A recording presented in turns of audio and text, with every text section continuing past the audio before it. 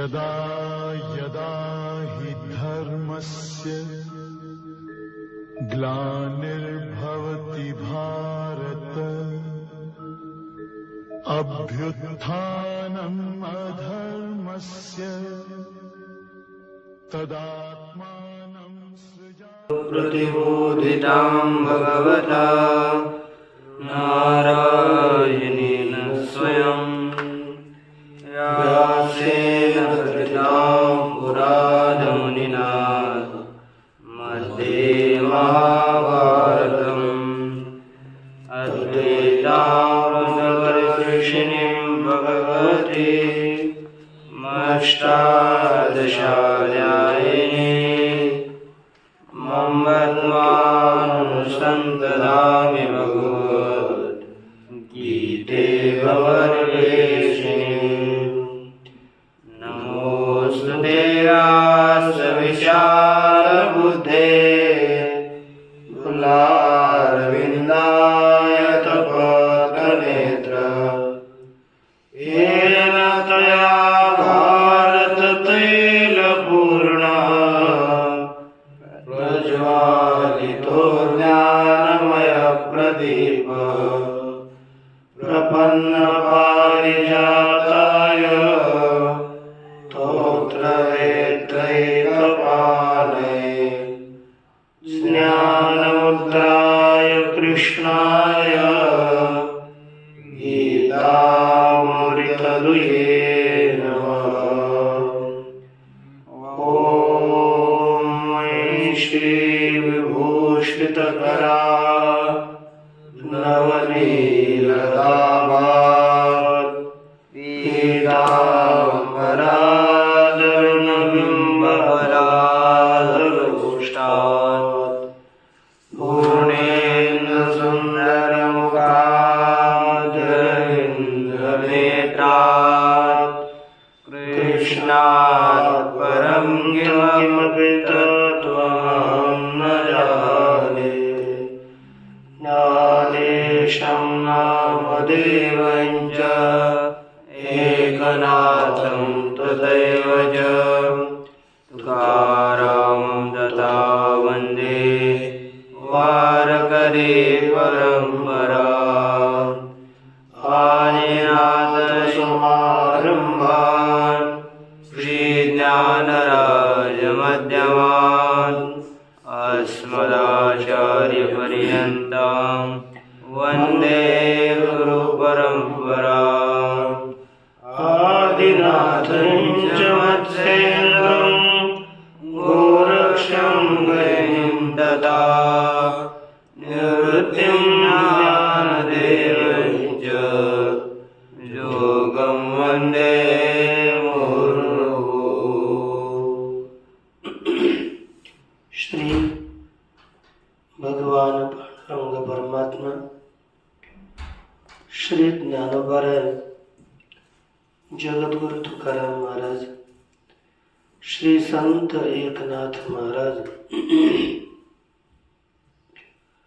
आदि गुरु श्री शंकराचार्य इत्यादि सब संतों की अलौकिक अहितों के ऐसे कृपा से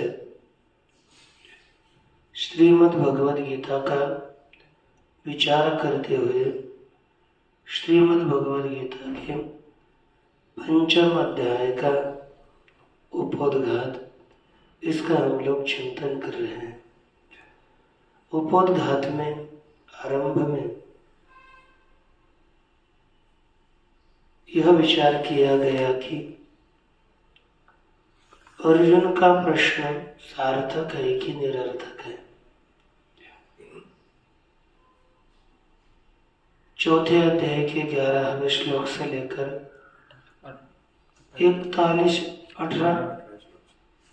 18वें श्लोक से लेकर 41 श्लोक तक याद पूरा कर्म संन्यास का निरूपण किया और 42वें श्लोक में कर्मानुष्ठान का निरूपण किया गया। अब इन दोनों में जो श्रेष्ठ हो आप मुझे बताइए। इस तरह का अर्जुन का प्रश्न है। यह भगवद भाष्यकार जी ने प्रकट करने का प्रयास किया। उस अवस्था में एक पूर्व पक्ष ने शंका करी, तत्वज्ञानी के लिए कर्म का संन्यास और अज्ञानी के लिए कर्मानुष्ठान,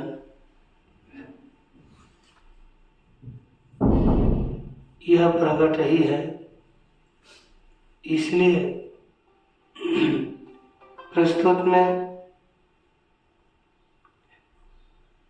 जो प्रश्न किया गया, दोनों में से श्रेष्ठ कौन है, यह नहीं बनता। एक के लिए करना होगा तब दोनों में से श्रेष्ठ कौन सा है, यह अर्जुन का प्रश्न बनेगा। लेकिन दोनों के अधिकारी अलग अलग है, इसलिए यह प्रश्न नहीं बन पाता। तो सिद्धांति ने कहा कि ठीक है, तेरे अभिप्राय से यह प्रश्न अनुपन्न है, ये मानते हैं, लेकिन प्रश्न करने वाले का कुछ खुद का अभिप्राय होगा। वह प्रश्न कोई भी करेगा खुद के अभिप्राय से, न कि दूसरों के अभिप्राय से। इसलिए प्रश्नकर्ता के खुद के अभिप्राय से यह प्रश्न योग्य है। कैसे?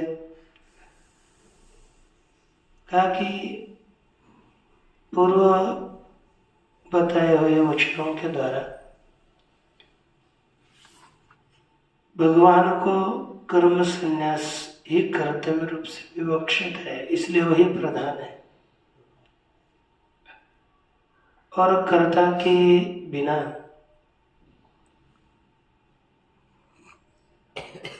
कर्तव्यत्व कभी संभव नहीं हो सकता।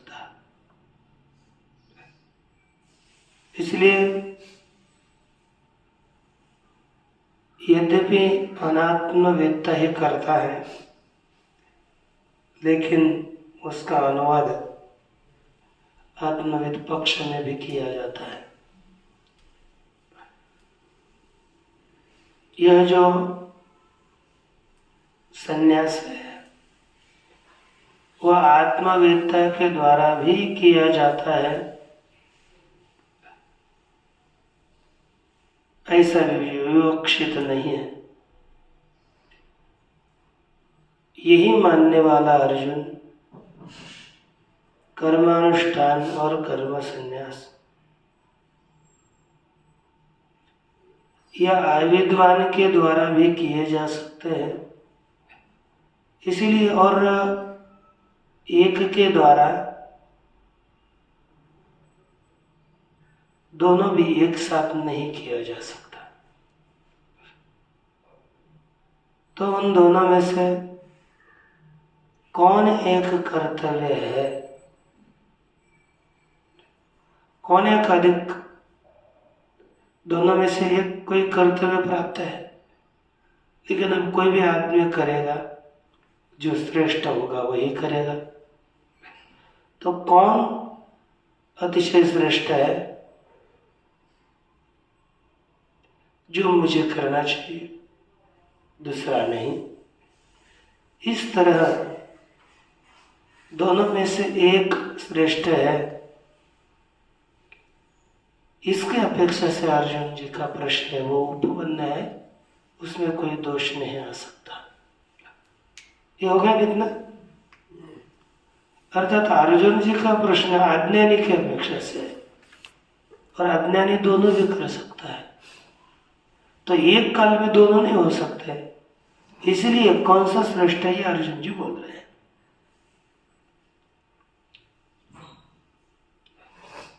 और भगवान ने संन्यास कर्म योग निश्रेयस करावभौ, इस तरह का जो उत्तर दिया,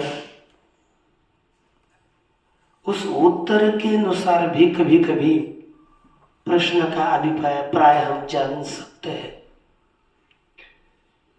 क्योंकि भगवान ने उत्तर देते हुए कहा, संन्यास कर्म योग शनि श्रेयसा करो भो, दोनों भी कल्याण करने वाले हैं और दोनों में कर्म योग श्रेष्ठ है, ये आगे बताएंगे। इस प्रकार निरूपण किया गया। और एक इसमें प्रश्न करते क्या, अनात्मवेत्ता के द्वारा ही कर्म संन्यास और कर्म योग करेंगे तो उनमें एक कल्याणकरत्व यह प्रयोजन बता करके कैसे आत्मज्ञानी के लिए उन दोनों में से किसी न किसी विशेष के कारण कर्म संन्यास की अपेक्षा से कर्मयोग श्रेष्ठ ये कहना चाह रहे हो, अथवा अज्ञानी अनात्मविद के अज्ञानी के द्वारा किए जाने वाले कर्मयोग और कर्म संन्यास, अज्ञानी के द्वारा किए जाने वाले कर्मयोग और कर्म संन्यास, वे दोनों कल्याण करने वाले हैं, ऐसा बता करके उनसे कर्मयोग श्रेष्ठ है, ऐसा बताना चाह रहे हो। ये क्या कहना चाह रहे हो?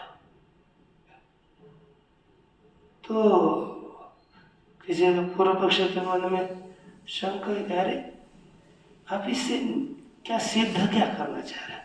ये जो दोनों प्रश्न करे आपने, इस प्रश्न से क्या सिद्ध करने जा रहे हो? तो प्रस्तुत में कहते हैं दोनों से यह सिद्ध होगा कि यदि आत्मज्ञानी के द्वारा किए गए कर्म संन्यास और कर्म योग ये कल्याण करने वाला है तो, और उनमें कर्मयोग श्रेष्ठ है, अथवा अनात्मवेत्ता के द्वारा किए जाने वाले इन दोनों में ये श्रेष्ठ है, यदि इससे होगा क्या बताओ, तो उसके विषय में दोष दिखाता है। कोई भी करे तो क्या दोष दिखाया, यदि आत्मवेत्ता के द्वारा संन्यास और कर्मयोग बोलोगे तो असंभव है, और निश्चय दोनों में एक कल्याण करने वाला है, आत्मवेत्ता के द्वारा किए जाने वाले कर्मयोग और कर्मानुष्ठान,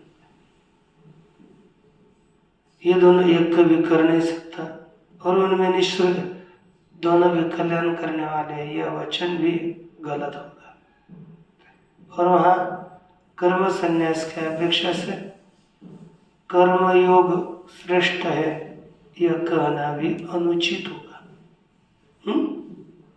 आत्मज्ञानी के द्वारा किए गए कर्मानुष्ठान और कर्म संन्यास है, और उसमें भी कर्म संन्यास के अपेक्षा से कर्मयोग श्रेष्ठ है, यह योग्य होगा। हाँ, यदि कहोगे अनात्म ज्ञानी के लिए, अज्ञानी के लिए अज्ञानी कर्म संन्यास और उससे विपरीत कर्मानुष्ठान कर्मयोग है, दोनों के लिए, उनके लिए अज्ञानी के लिए बताया तो कहते हैं तब निःश्रेयस्करत्व का कथन और कर्म योग कर्म संन्यास के अपेक्षा से श्रेष्ठ है, ये दोनों भी बनता है। अर्थात ये अज्ञानी की दृष्टि से दोनों होंगे ना, तभी प्रश्न संगत होता है। ज्ञानी की दृष्टि से मानोगे तो नहीं। इसलिए अज्ञानी की दृष्टि से दोनों भी कल्याण करने वाले हैं और उनमें कर्म संन्यास की अपेक्षा से कर्मयोग श्रेष्ठ है।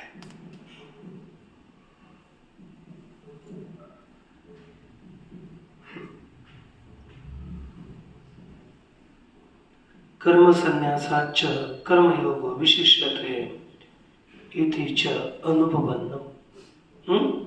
यह अनुपपन्न है, असिद्ध है। अत्र आह, इसके विषय में उत्तर कहते हैं कि अब ये जब सिद्धांति ने ये दोनों कहा तो पूर्व पक्षी अत्र आह से शंका कर रहा है। अत्र आह से कौन है? पूर्व पक्षी। क्या बोलता है? किम आत्मविदः संन्यास कर्मयोगयोः उभयोऽपि असंभवः आहोस्वित अन्यतरस्य असंभवः। पूर्व पक्ष ने पूछा कि महाराज, आत्मविद अर्थात आत्मज्ञानी को, विद माने ज्ञानी, आत्मा आत्मा सृष्टि एक वचन है, तो आत्मविद अर्थात आत्मज्ञानी को,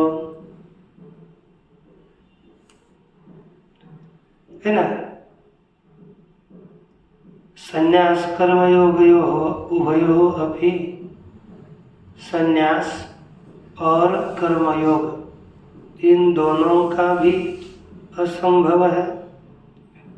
आहोस्वित अन्यतरस्य असंभवः, अथवा दोनों में से किसी एक का असंभव है। एक बताओ, दोनों का भी असंभव है अथवा दोनों में से किसी एक का असंभव है? कौन असंभव है?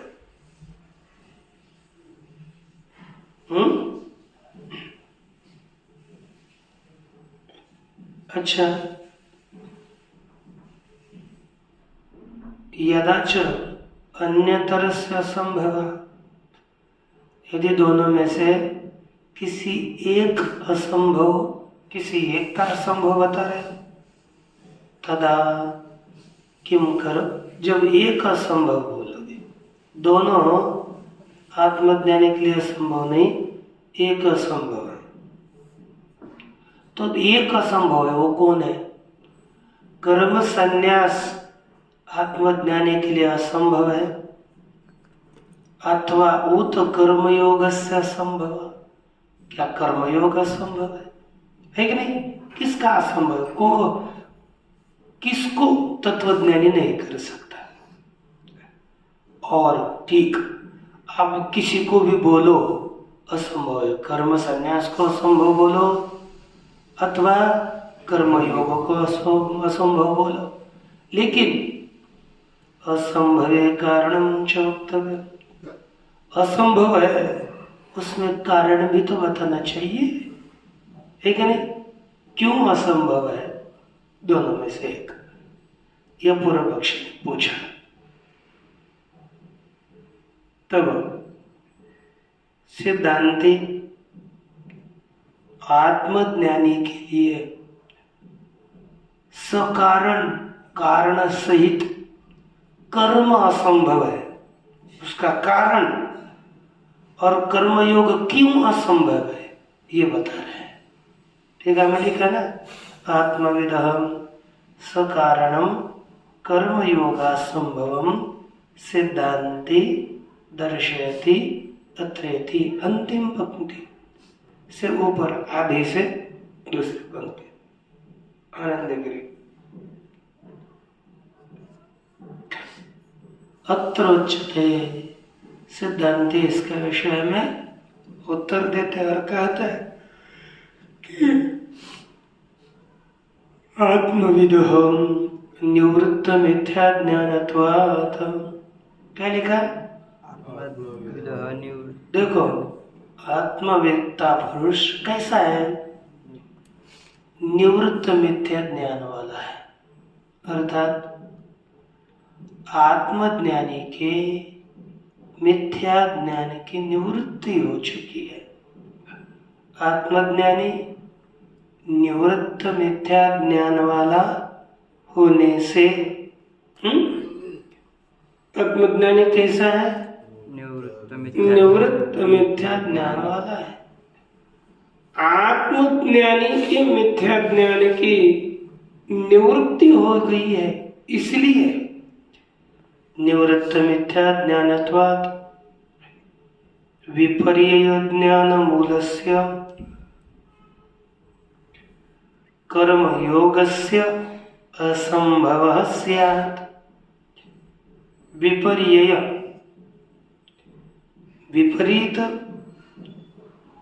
देखो, आत्मज्ञानी का मिथ्या ज्ञान निवृत्त हुआ है, तत्वज्ञानी हुआ है, और कर्मयोग किससे चलता है? विपर्यय मूलक। विपर्यय मूलक माने विपर्यय अर्थात विपरीत ज्ञान, यही मूल है जिसका, ऐसा कर्मयोग है। मिथ्या ज्ञान मूलक विपरीत ज्ञान मूलक कर्मयोग है, इसलिए कर्मयोग असंभव है। आत्मज्ञानी के लिए कर्मयोग असंभव है।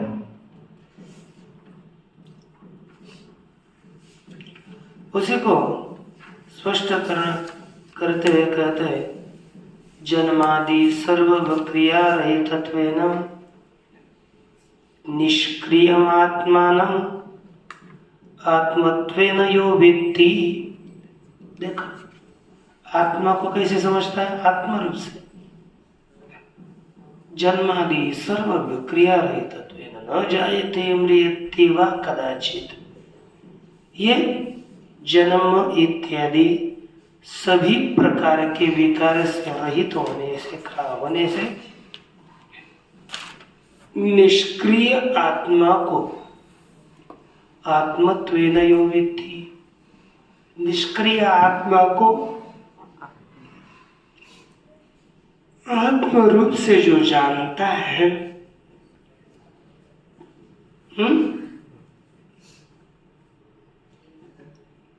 आत्म रूप से समझता है।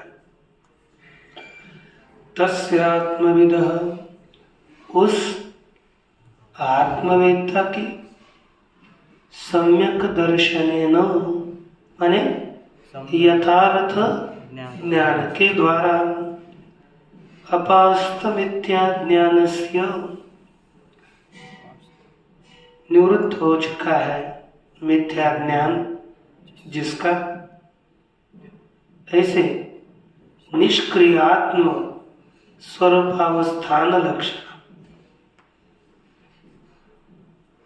जिसका मिथ्या ज्ञान निवृत्त हो गया, ऐसे तत्वज्ञानी को निष्क्रिय आत्मस्वरूप। आत्मस्वरूप कैसा है? निष्क्रिय है, क्रिया रहित है। ऐसे निष्क्रिय आत्म स्वरूप से अवस्थान लक्षण, अवस्थान माने स्थिति रूपी, अवस्थान माने स्थिति, लक्षण अर्थात स्वरूप।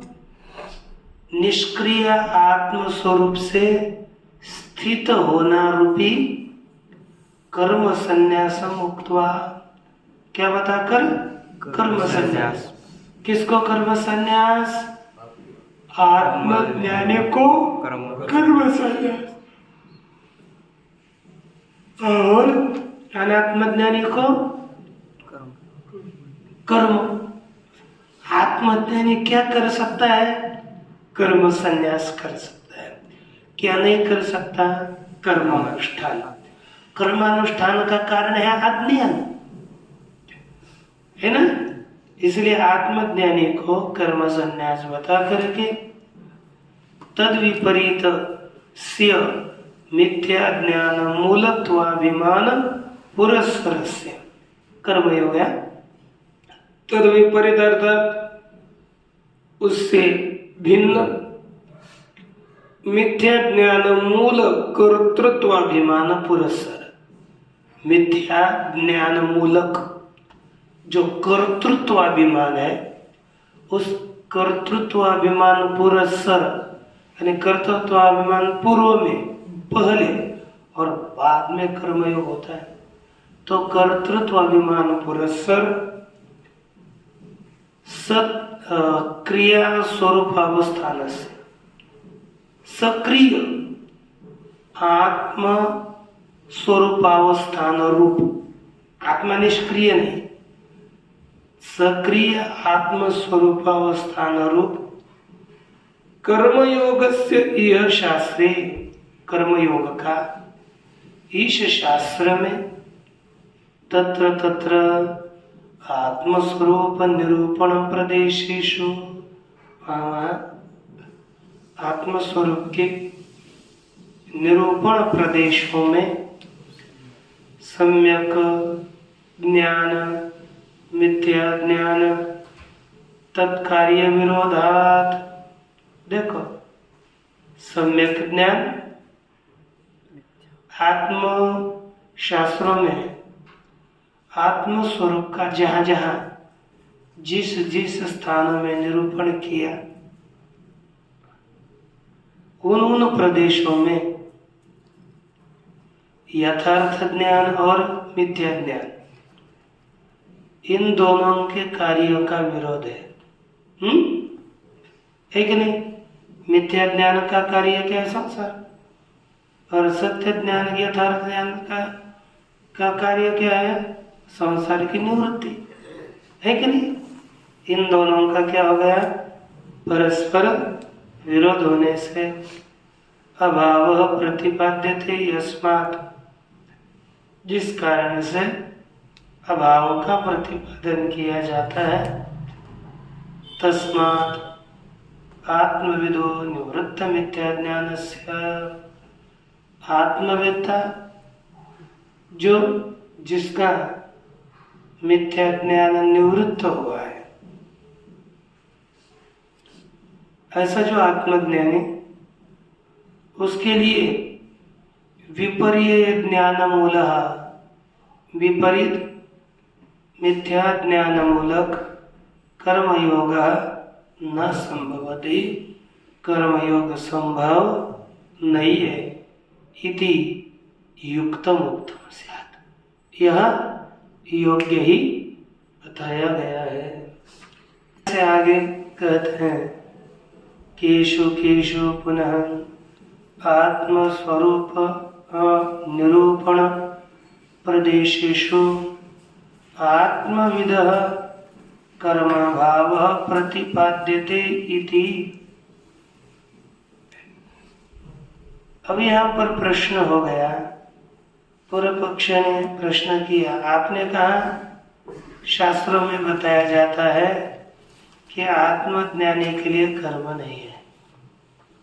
तो पूछा, ये जो श्रीमद् भगवद गीता शास्त्र है, तो केशु केशु पुनः आत्म निरूपण प्रदेशेषु,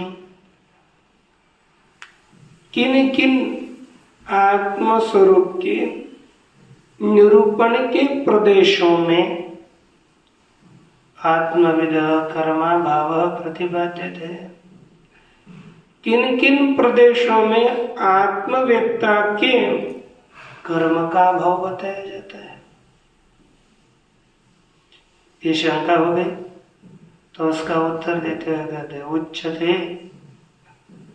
अविनाशी तो तद्विद्धि येन सर्वमिदं ततं विनाशमव्यस्यास्य न कश्चित् कर्तुमर्हति इति प्रकृतियों। ऐसा प्रकरण उठा करके आरंभ करके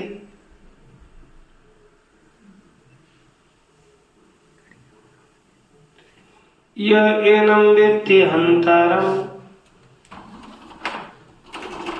यह एवं हंतारम वेत्ति, जो इस तरह हंता को, मारने वाले को जानता है। एनं वेत्ति हन्तारं यश्चैनं मन्यते हतम् उभौ तौ न विजानीतो नायं हन्ति न हन्यते।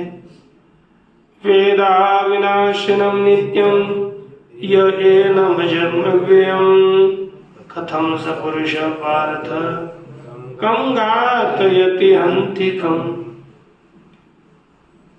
इत्यादौ तत्र आत्मविदः कर्माभावः उच्यते। इत्यादि श्लोकों में वहां पर आत्मज्ञानी के कर्म का अभाव बताया जाता है। आत्मज्ञानी को कर्म नहीं है यह कहा जाता है। यह सिद्धांत ने कहा। तब पूर्व पक्षी शंका करता है, बोलता है ननु च कर्मयोगो अपि आत्मस्वरूप निरूपण प्रदेशेषु तत्र तत्र प्रतिपाद्यते। आपने कहा आत्मस्वरूप के निरूपण के प्रदेशों में कर्मयोग का अभाव है, तो उसी में इसने शंका करी और कहा कि कर्मयोग अपि कर्म योग भी आत्मस्वरूप निरूपण प्रदेशेषु, क्या लिखा? आत्मस्वरूप के निरूपण के प्रदेशों में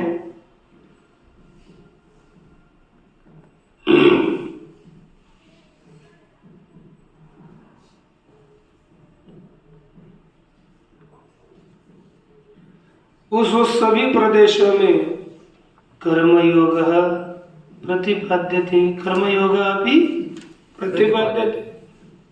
जहाँ आत्म स्वरूप का निरूपण किया वहाँ कर्मयोग का भी निरूपण किया गया है।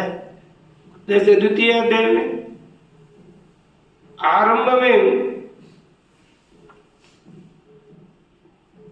कर्म संन्यास का प्रतिपादन किया और बाद में कर्मयोग का प्रतिपादन हुआ। इसलिए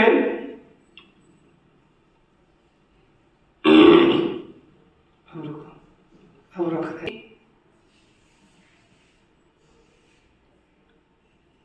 ननु कर्मयोग अपि आत्मस्वरूप निरूपण प्रदेशेषु तत्र तत्र प्रतिपाद्यते। कर्मयोग भी आत्मस्वरूप के निरूपण के प्रदेशों में उन स्थानों में बताया जाता है। कहाँ कहाँ कहता दिया था पूर्व पक्ष ने कहा, जैसे तस्माद् युध्यस्व भारत, ये भरत कुल उत्पन्न अर्जुन इसलिए आप युद्ध करो। एक नहीं अंतवंत इमे देहा नित्यस्य का शरीरिना अनाशनो प्रमेयस्य युध्यस्व भारत स्वधर्ममपि चावेक्ष न विकम्पितुमर्हसि धर्माद्युदात्रेयोऽन्यत् क्षत्रियस्य न विद्यते कर्मण्येवाधिकारस्ते। यहाँ पर ही आत्मस्वरूप के निरूपण के प्रदेश में भी कर्मयोग का प्रतिपादन किया हुआ है। अतः कथम आत्मविदः कर्मयोगस्य असंभवस्य, इसलिए आत्मज्ञानी पुरुष को कर्मयोग का असंभव कैसे होगा बताइए। इस तरह शंका होने पर सिद्धांति उसे उत्तर देते कहते हैं अत्र उच्यते, तव प्रश्नस्य उत्तरम अत्र मया उच्यते। तेरे प्रश्न का उत्तर यहाँ पर मेरे द्वारा दिया जाता है। सुनो क्या है? कहते सम्यक ज्ञान मिथ्या ज्ञान तत्कार्य विरोधात्। देखो सम्यक ज्ञान और मिथ्या ज्ञान एक और उनका कार्य। इनका क्या होता है, परस्पर में विरोध होता है। ज्ञान योगेन सांख्यानाम कर्म योगेन योगिनाम इति अनेन। सांख्यानाम माने आत्मविदाम, ज्ञान योगेन सांख्यानाम कर्म योगेन योगिनाम, ये जो वाक्य दिया तीसरे अध्याय में, हाँ लोकेस्मिन् द्विविधा निष्ठा पुरा प्रोक्ता मया नघ, यहाँ पर इस वाक्य के द्वारा सांख्यानाम आत्म तत्व विदाम, आत्म तत्व को जानने वाले जो सांख्य है उनके अनात्मविद कर्तृक कर्मयोग निष्ठातः, कौन सा, अनात्मवेत्ता के द्वारा है ना, अनात्मवेत्ता रूपी कर्ता के द्वारा किए जाने वाला कौन, कर्मयोग निष्ठा। उस निष्ठा की अपेक्षा से निष्क्रिय आत्म स्वरूपावस्थान लक्षणया ज्ञान योग निष्ठाया पृथक करणात्, जो अनात्मवेत्ता के द्वारा किए जाने वाली कर्म निष्ठा है उसकी अपेक्षा से निष्क्रिय आत्म स्वरूप से स्थिति रूपी ज्ञान योग निष्ठा अलग की गई है। क्या करी है, ज्ञान योग निष्ठा अलग करी है। इसलिए कृतकृत्यत्वेन आत्मविदः प्रयोजनान्तराभावात्, आत्मज्ञानी कृतकृत्य होने से उसे दूसरा कोई प्रयोजन न होने के कारण तस्य कार्यम न विद्यते, उसको कोई कार्य नहीं है। इति कर्तव्यांतराभाव वचनाच्च, इस प्रकार अन्य कर्तव्यों का अभाव होने से लिखा न कर्मणा मनारंभात् संन्यासस्तु महाबाहो दुःखमाप्तु मयोगतः। न कर्मणाम अनारंभात् नैष्कर्म्यं पुरुषश्नुते, और संन्यासस्तु महाबाहो दुःखमाप्तु मयोगतः, योग न करने वाले के द्वारा संन्यास प्राप्त करना कठिन है कि नहीं। इत्यादिना च आत्मज्ञानांगत्वेन कर्मयोगस्य विधानात्, कर्मयोग किसका अंग है, आत्मज्ञान का अंग, आत्मज्ञान के अंग रूप से कर्मयोग का विधान होने के कारण योगारूढ़स्य तस्यैव शमः कारण उच्यते, जो योगारूढ़ हुआ है उसी योगारूढ़ पुरुष के लिए शम कारण बताया छठे अध्याय में कहा। इति अनेन च उत्पन्न सम्यक दर्शनस्य कर्मयोगास अभाव वचनात्, जिसे यथार्थ ज्ञान हुआ है उसे कर्मयोग का अभाव बताए जाने से, और शरीरम केवलम कर्म कुर्वन् आपनोति किल विषम इति च, केवल शरीर शारीरिक कर्म करते हुए पाप को प्राप्त नहीं होता। इति च शरीर स्थिति कारणातिरिक्त कर्मणो निवारणात्, आत्मज्ञानी के लिए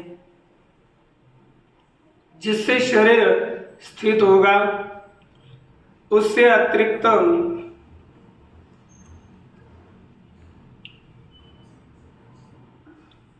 कर्मों का, शरीर स्थिति कारण से अतिरिक्त कर्मों का निराकरण किए जाने से नैव किंचित करोमि ते युक्तो मन्येत तत्ववित्, तत्ववेत्ता कुछ भी नहीं करता ऐसा पुरुष ने मानना चाहिए।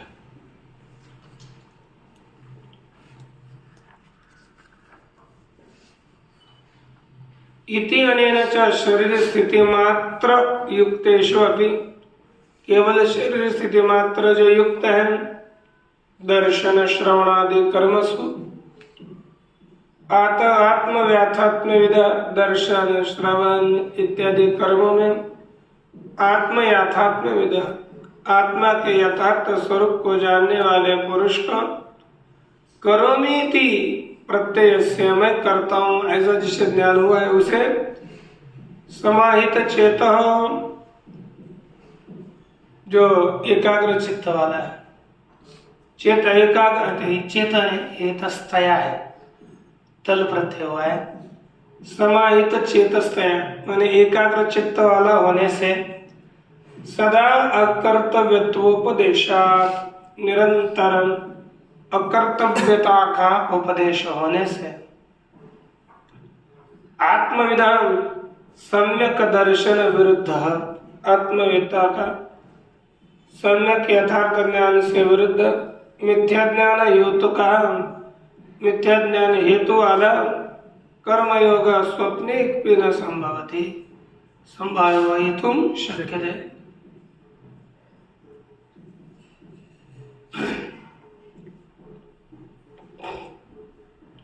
क्योंकि यस्मात् तस्मात् स्वप्न में भी कर्मयोग न संभव नहीं है। तस्मात् अनात्मविद कर्तृकयो हो कौन कौन करेगा फिर ये दोनों को भी? अज्ञानी। तो अनात्मवेत्ता अनाज्ञानी के द्वारा किए जाने वाले जो संन्यास और कर्मयोग है उस वही निश्रेयस्कर हो सकते हैं। तदियाच कर्म संन्यासात उसके कर्म संन्यास की अपेक्षा से पूर्वोक्तात्मविद कर्तृक सर्व कर्म संन्यास विलक्षणा पूर्व में बताए गए आत्मवेत्ता के द्वारा किए गए